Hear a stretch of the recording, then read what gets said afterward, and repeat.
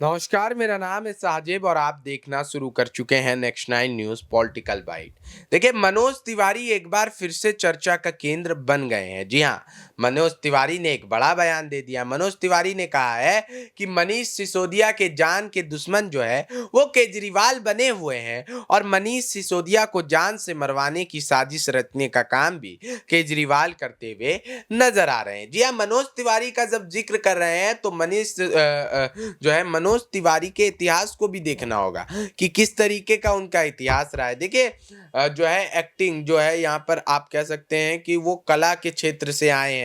Acting, गाना और ये सारी चीजें करते हुए आए हैं।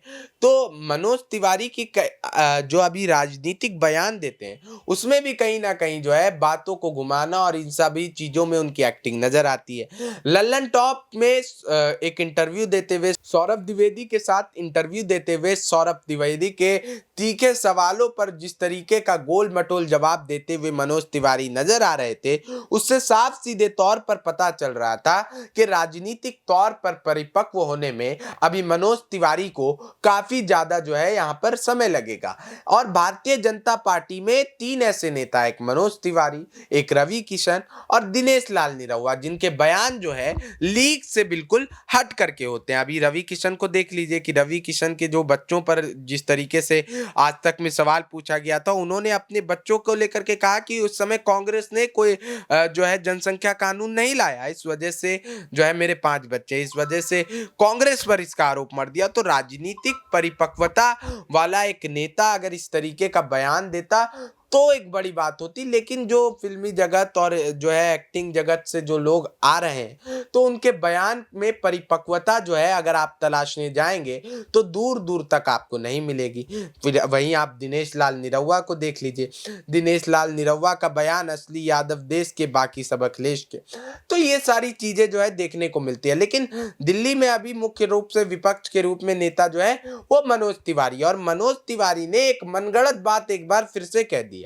मनोज तिवारी ने कहा है कि अरविंद केजरीवाल जो है वो मनीष सिसोदिया को जान से मारने की साजिश रच रहे हैं। जी हाँ, अब ये बात ठीक उसी तरीके की बात है कि जैसे कि अगर मनीष सिसोदिया को मारने की साजिश रच रहे होंगे अरविंद केजरीवाल, तो ऐसा ही समझ लीजिए कि योगी आदित्यनाथ जो है प्रधानमंत्री नरेंद्र मोदी को मारने की साजिश रच रहे होंगे। ठीक उसी तरीके का बयान है। अगर हम ऐसा बोलेंगे तो शायद से आपको यकीन नहीं होगा, क्योंकि इस बात में कोई तथ्य, कोई आधार ही नहीं है।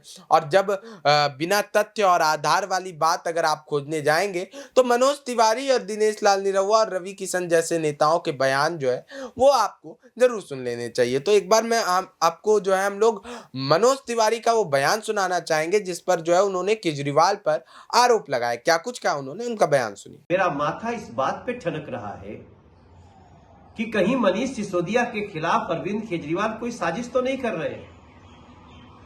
जो जेल उन्हीं के अंतर्गत है, उसी जेल में उन्हीं का आदमी भले ही आज भ्रष्टाचार के आरोप में बंद है, लेकिन उसकी जान को खतरा कैसे हो सकता है?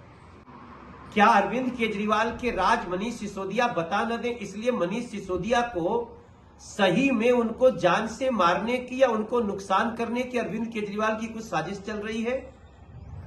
और माहौल यूं बनाया जा रहा है जैसे भारतीय जनता पार्टी से खतरा है उनको।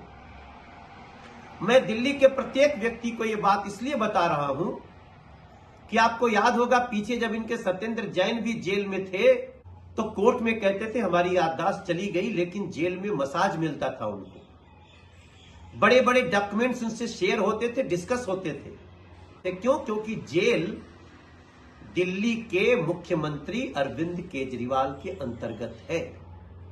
फिर मनीष की जान को खतरा कैसे हो गया?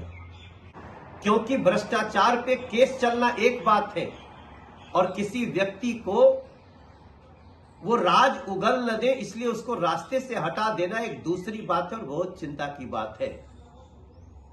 इसलिए मैं जेल प्रशासन के अधिकारियों से, जेल प्रशासन से निवेदन करना चाहता हूं कि मनीष सिसोदिया को उच्च से उच्च सुरक्षा दी जानी चाहिए, जेल में उनका ध्यान रखा जाना चाहिए ताकि अरविंद केजरीवाल अपने ही सरकार के अंतर्गत आने वाली जेल में कोई साजिश न कर सके। उनका बयान सुना आपने, क्या कुछ कहते हुए नजर आ रहे हैं। बहरहाल इस पर आपकी राय क्या है कमेंट करके अवश्य बताइए। तब तक के लिए बने रहिए और देखते रहिए नेक्स्ट 9 न्यूज़ पॉलिटिकल बाइट।